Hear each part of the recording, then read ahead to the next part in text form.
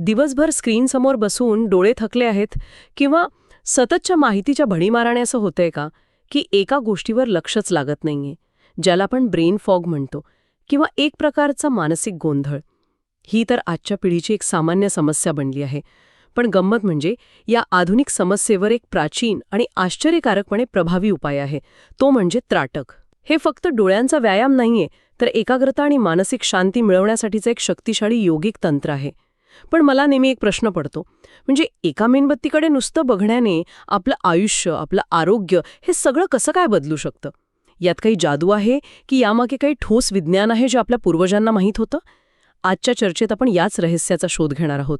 यासाठी आपण हठयोग प्रदीपिका आणि घेरंड संहिता यांसारख्या प्राचीन ग्रंथांचा, आयुर्वेदाच्या दृष्टिकोनाचा आणि आधुनिक न्यूरोसायन्सच्या संशोधनाचाही सखोल अभ्यास करणार आहोत. चला या सगळ्यांमधून त्राटकाच्या विविध पैलूंचा शोध घेऊया. तर सुरुवात करण्यासाठी मला वाटतं आपण हे जाणून घेतलं पाहिजे की योगाच्या मोठ्या चित्रामध्ये त्राटक नेमकं कुठे बसतं. मी षटकर्माबद्दल ऐकलंय. अगदी बरोबर. हठयोगामध्ये शरीराच्या शुद्धीसाठी 6 क्रिया सांगितल्या आहेत, ज्यांना षटकर्म म्हणतात.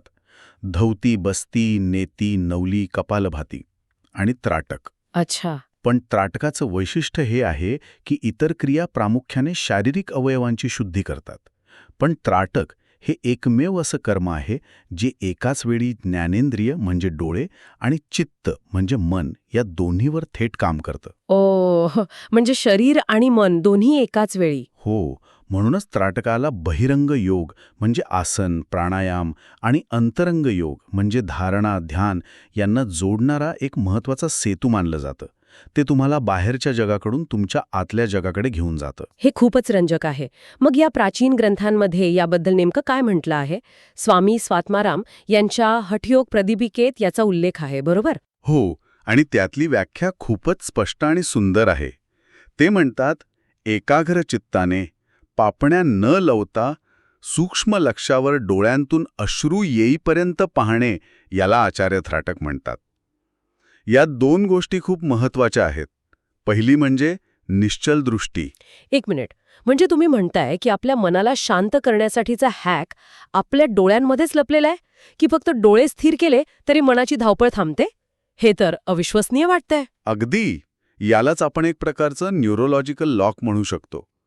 आपले डोळे सतत माहिती गोळा करून मेंदूला पाठवत असतात, त्यामुळे मेंदू सतत सक्रिय राहतो. हो, खरंय. प्रत्येक सेकंदाला लाखो बिट्स डेटा.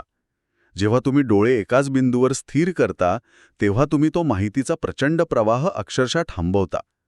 मेंदूला अचानक काही कामच उरत नाही आणि तो आपोआप शांत होतो. डोळ्यांची चंचलता आणि मनाची चंचलता या एकाच नाण्याच्या 2 बाजू आहेत. वा, म्हणजे ही फक्त आध्यात्मिक कल्पना नाही, तर एक न्यूरोलॉजिकल प्रक्रिया आहे. आणि त्या व्याख्येतला दुसरा भाग, अश्रू येईपर्यंत पाहणे, हे ऐकायला जरा विचित्र वाटतं. डोळ्यांना त्रास देण्यासारखं नाही का हे? नाही, अजिबात नाही. हे भावनिक अश्रू नाहीत. ही एक शुद्धी प्रक्रिया आहे, ज्याला अश्रू संपात म्हणतात. हठयोग प्रदीपिका याला शारीरिक शुद्धी मानते. अच्छा. आणि गंमत म्हणजे आधुनिक विज्ञानही याला दुजोरा देतं. एकटक पाहिल्यामुळे आपली पॅरासिम्पॅथिक नर्वस सिस्टम सक्रिय होते, जी शरीराला रेस्ट अँड डायजेस्ट मोडमध्ये नेते. हे अश्रू येणं हे त्याचंच एक लक्षण आहे. म्हणजे आपण जाणीवपूर्वक शरीराला रिलॅक्स होण्याचा सिग्नल देत आहोत. अगदी. या अश्रूंवाटे डोळ्यांमधली अतिरिक्त उष्णता आणि ताण बाहेर पडतो. म्हणजे डोळ्यांमधून येणारं पाणी हे प्रत्यक्षात शरीराच्या रिलॅक्सेशन सिस्टीमचं एक बाय प्रोडक्ट आहे. कमाल आहे. त्या ग्रंथात आणखी एक गोष्ट म्हटलीये जी मला खूप गूढ वाटली होती. ही विद्या सोन्याच्या पेटीप्रमाणे गुप्त ठेवावी. हे इतकं नाट्यमय का? हा, बरोबर आहे. ऐकायला खूप नाट्यमय वाटतं. याचा एक संभाव्य अर्थ असा आहे की या क्रियेमुळे जागृत होणारी मानसिक ऊर्जा आणि एकाग्रता प्रचंड असते. विचार करा, जर तुमचं मन लेझरसारखं तीक्ष्ण झालं तर तुम्ही ते चांगल्या कामासाठीही वापरू शकता. आणि विनाशासाठीही. बरोबर. ही एक जबाबदारी आहे. म्हणून गुप्त ठेवावी याचा अर्थ कदाचित अपात्र व्यक्तीला देऊ नये किंवा योग्य गुरूच्या मार्गदर्शनाखाली शिकावी असा असावा, जेणेकरून त्या ऊर्जेचा योग्य वापर होईल. समजलं. आता दुसरा ग्रंथ आहे घेरंड संहिता. त्यात त्राटकाविषयी काही वेगळं सांगितलंय का? हो, महर्षी घेरंड यांनी त्राटकाला एका वेगळ्याच आध्यात्मिक उंचीवर नेलं आहे. ते म्हणतात की त्राटकाच्या निरंतर अभ्यासाने शांभवी मुद्रा सिद्ध होते आणि साधकाला दिव्य दृष्टी प्राप्त होते. इथे ते फक्त शारीरिक फायद्यांबद्दल बोलत नाहीयेत, तर थेट आध्यात्मिक अनुभवांबद्दल बोलत आहेत. शांभवी मुद्रा हा शब्द अनेकदा ऐकण्यात येतो, पण याचा नेमका अर्थ काय? याची एक सोपी उपमा देतो. याला तुम्ही ऑटो पायलट मोड समजू शकता. Auto pilot. जसे तुम्ही गाडी चालवत असता आणि अचानक लक्षात येतं की मागचे 5 किलोमीटर तुम्ही कुठल्या तरी विचारात इतके हरवला होतात की गाडी आपोआप चालवली गेली. तुमचे डोळे रस्त्यावर होते, पण मन दुसरीकडेच होतं. हो, असं होतं अनेकदा. शांभवी मुद्रा म्हणजे हीच अवस्था, पण ती जाणीवपूर्वक आणि ध्यानासाठी साधायची असते. डोळे उघडे, पण मन पूर्णपणे आतल्या अनुभवात विलीन. त्राटक हा त्या अवस्थेपर्यंत पोचण्याचा एक मार्ग आहे. ही उपमा उत्कृष्ट आहे. म्हणजे एका बाजूला शारीरिक शुद्धी आणि मानसिक शांती, तर दुसऱ्या बाजूला थेट आध्यात्मिक अनुभव. आता मला आयुर्वेदाच्या दृष्टिकोनाबद्दल जाणून घ्यायचंय. मी नेहमी विचार करायचे की त्राटक हा फक्त योगाचा भाग आहे. याचा आयुर्वेदाशीही संबंध आहे मला माहीतच नव्हतं. हो, आणि तो खूप खोल संबंध आहे. आयुर्वेदानुसार आपल्या शरीराचं कार्य वात, पित्त आणि कफ या त्रिदोषांवर अवलंबून असतं. डोळ्यांचं आरोग्य प्रामुख्याने आलोचक पित्त या पित्ताच्या एका उपप्रकारावर अवलंबून असतं. आलोचक पित्त? हो, आलोचक म्हणजे पाहणे. हे पित्तच बाहेरील जगातील रूप ग्रहण करून त्याचा ज्ञान मेंदूपर्यंत पोहोचवतं. आणि त्राटक या त्रिदोषांवर संतुलन कसं साधतं? खूप छान प्रश्न आहे. पहिलं, पित्त संतुलन. डोळे हे उष्णतेचं, तेजाचं स्थान आहेत. सतत स्क्रीन पाहण्याने किंवा ताण घटल्याने डोळ्यांमध्ये पित्त वाढतं, म्हणजे उष्णता वाढते.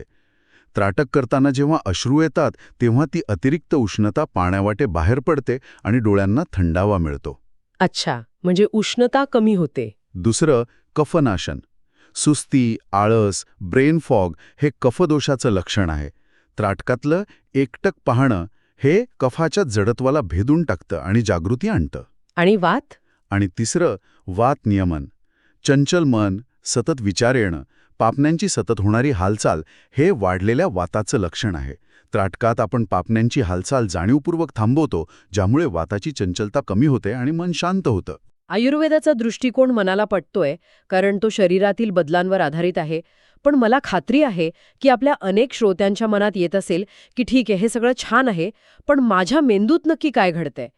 याचे काही स्कॅन, काही डेटा आहे का? नक्कीच आहे, आणि तो खूपच लक्षणीय आहे. त्राटक करताना आपल्या मेंदूच्या लहरींमध्ये म्हणजे ब्रेनवेव्समध्ये मोठा बदल होतो. सामान्यतः आपण जागेपणी विचार करताना किंवा तणावात असताना आपला मेंदू बीटा लहरींवर काम करतो, जी खूप वेगवान आणि जास्त ऊर्जा वापरणारे असतात. बीटा लहरी? हो, पण त्राटक सुरू केल्यावर काही मिनिटातच ह्या लहरी अल्फा अवस्थेत येतात. अल्फा अवस्था म्हणजे रिलॅक्स्ड पण जागरूक असण्याची स्थिती. ध्यानाची सुरुवात या अवस्थेतूनच होते. म्हणजे हे असं आहे की सोप्या भाषेत सांगायचं तर त्राटक हे तुमच्या मेंदूचा गिअर बदलण्यासारखं आहे. हाय स्पीड तणावाकडून लो स्पीड शांततेकडे. थांबा, म्हणजे तुम्ही म्हणताय की एका मेणबत्तीच्या ज्योतीकडे पाहिल्याने माझ्या मेंदूतलं एक हॉर्मोन संतुलित होतं आणि मला चांगली झोप लागतेय. हे तर एखाद्या सायफाय सिनेमासारखं वाटतंय. हा प्रकाश नक्की कसा काम करतो? हा वाटू शकतं, पण यामागे ठोस विज्ञान आहे. आपल्या मेंदूच्या मध्यभागी एक लहानशी ग्रंथी असते, पिनियल ग्लँड. पायनियल ग्लँड? ज्याला तिसरा डोळा म्हणतात, तोच का? अगदी. काही योगी तिला तिसरा डोळा असंही म्हणतात. ही ग्रंथी प्रकाशाला अत्यंत संवेदनशील असते.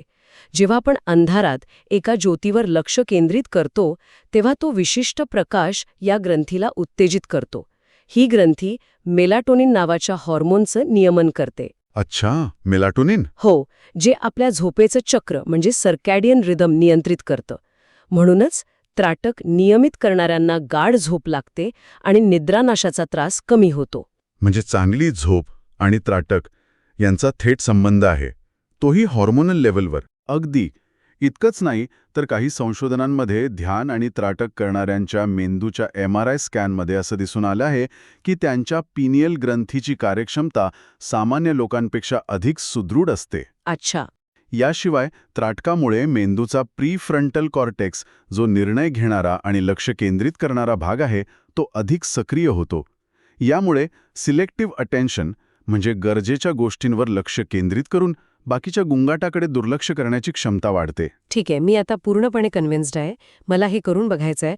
तर प्रत्यक्ष कृती कशी करावी, यातले प्रकार कोणते आहेत? त्राटकाचे मुख्यत्वे 3 प्रकार आहेत. पहिला बहिर त्राटक, जो नवशिख्यांसाठी उत्तम आहे. यात मेणबत्तीची ज्योत, काळा बिंदू किंवा ओम यासारख्या बाहेरील वस्तूवर लक्ष केंद्रित केलं जातं. बरं. दुसरा प्रकार आहे अंतरत्राटक, ज्यात डोळे मिटून आतमध्ये दिसणाऱ्या प्रतिमेवर लक्ष केंद्रित केलं जातं. आणि तिसरा आहे अधोत्राटक, ज्यात अर्धवट उघड्या डोळ्यांनी नाकाच्या शेंड्यावर पाहिलं जातं. आणि यातला ज्योतित्राटक सर्वात लोकप्रिय आहे. तर तो करण्याची योग्य पद्धत काय आहे? हो, ज्योतित्राटक सर्वात प्रभावी मानला जातो. त्यासाठी खोली अंधारी असावी, तिथे वारा नसावा जेणेकरून ज्योत स्थिर राहील. मेणबत्ती डोळ्यांच्या रेषेत साधारण 1.5 ते 3 फूट अंतरावर ठेवावी आणि पाठीच्या कानात ताट ठेवून आरामात बसावं. आणि मग? कृती सुरू करताना आधी शरीर शिथिल करा. डोळे उघडून पापण्या न लवता ज्योतीच्या केशरी भागाकडे एकटक पहा. सुरुवातीला डोळ्यांवर ताण येईल, पाणी येईल, तेव्हा डोळे हलकेसे बंद करा. आता खरी महत्वाची पायरी सुरू होते. कोणती? डोळे बंद केल्यावर जी ज्योतीची प्रतिमा 2 भुवयांच्या मध्ये दिसेल, तिच्यावर लक्ष केंद्रित करा. ती हलेल, तिचा रंग बदलेल, पण तिला फक्त साक्षीभावाने पाहत राहा. प्रतिमा दिसेनाशी झाली की पुन्हा डोळे उघडून ज्योतीकडे पहा. असं 3-4 वेळा करा. मी माझं स्वतःचं उदाहरण देतो. सुरुवातीला जेव्हा मी ज्योतित्राटक करायचो, तेव्हा 2 मिनिटातच माझे डोळे इतके जळजळायचे की मला वाटे हे माझ्यासाठी नाहीच. हो, असं होऊ शकतं. थोड्यातच मला जाणवलं की दिवसभर कॉम्प्युटरसमोर बसून जो डोळ्यांवर ताण यायचा तो पूर्णपणे नाहीसा झाला होता. हा अनुभव ऐकून आत्मविश्वास वाढतो. पण शेवटचा आणि सर्वात महत्वाचा प्रश्न, हे इतकं शक्तिशाली आहे म्हणजे याचे काही धोकेही असतीलच. हा अभ्यास कोणी करू नये? हो, आणि हेच जाणून घेणं अत्यंत गरजेचं आहे. काही व्यक्तींनी त्राटक, विशेषतः ज्योतित्राटक टाळावं. ज्यांना अपस्मार किंवा फिट्सचा त्रास आहे, विशेषतः फोटोसेन्सिटिव्ह एपिलेप्सी असलेल्यांनी, त्यांनी ज्योतीच्या लुकलुकण्यामुळे त्रास होऊ शकतो. मग त्यांनी काय करावं? त्यांनी काळ्या बिंदूवर त्राटक केलेलं चांगलं. ज्यांना ग्लुकोमा म्हणजे काचबिंदू आहे, त्यांनी डोळ्यांवर ताण देऊ नये. डोळ्यात तीव्र जंतुसंसर्ग असेल किंवा सिझोफ्रेनियासारखे तीव्र मानसिक आजार असतील ज्यात भास होतात, त्यांनी हे त्राटक टाळावं. का? कारण यामुळे त्यांच्या मनातील प्रतिमा अधिक तीव्र होऊन गोंधळ वाढू शकतो. ग्लुकोमागद्दलचा वद्दा मोठाचा आहे. म्हणजे त्राटक हे काही सर्व दुःखहारक औषध नाहीये. आपण हे स्पष्ट करायला हवं की ही एक पूरक क्रिया आहे, वैद्यकीय उपचारांना पर्याय नाही. नाहीतर लोक डॉक्टरांचा सल्ला न घेता हे करायला लागतील. अगदी बरोबर बोललात. एका रँडमाइज्ड कंट्रोल ट्रायल म्हणजे RCT अभ्यासात असं आढळलं की त्राटकामुळे ग्लुकोमाच्या रुग्णांमध्ये डोळ्यांचा दाब म्हणजे इंट्राऑक्युलर प्रेशर कमी होण्यात काही विशेष फरक पडला नाही. अच्छा. त्यामुळे हे लक्षात ठेवणं महत्त्वाचं आहे की त्राटक हे ग्लुकोमासाठी मुख्य उपचार नाही, तो तज्ज्ञांच्या सल्ल्यानेच करावा. ही माहिती दिली की आपली चर्चा अधिक प्रामाणिक आणि संतुलित होते. नक्कीच. तर आजच्या या चर्चेतून आपण या रहस्याचा उलगडा केला. त्राटक ही काही जादू नाही, तर ते प्राचीन योगिक ज्ञान आणि आधुनिक विज्ञान यांचा एक सुंदर संगम आहे. ते आपल्या मनाला शांत करण्यासाठी एक न्यूरोलॉजिकल लॉक आहे, चांगली झोप आणि उत्तम एकाग्रता देणारं एक प्रभावी साधन आहे. अगदी बरोबर. त्राटकाचं मूळ तत्व हेच आहे. स्थिर दृष्टी हे स्थिर मनाचं प्रवेशद्वार आहे. जेव्हा आपण बाहेर पाहणं थांबून आत पाहायला शिकतो, तेव्हा खऱ्या अर्थाने शांतीचा अनुभव येतो. आणि जाता जाता ऐकणाऱ्यांसाठी एक प्रेरक विचार. भगवद्गीतेत अर्जुनाला ध्यान कसे करावे हे सांगताना श्रीकृष्ण म्हणतात, यथा दीपो निवातस्थो नेकंते सोपमा स्मृता. याचा अर्थ आहे, ज्याप्रमाणे वाऱ्याशिवाय असलेल्या जागेत दिव्याची ज्योत हलत नाही, तशीच निश्चल अवस्था त्राटक सिद्ध झालेल्या योग्याच्या चित्ताची असते. ही अवस्था अनुभवण्याचा प्रयत्न करायला काय हरकत आहे?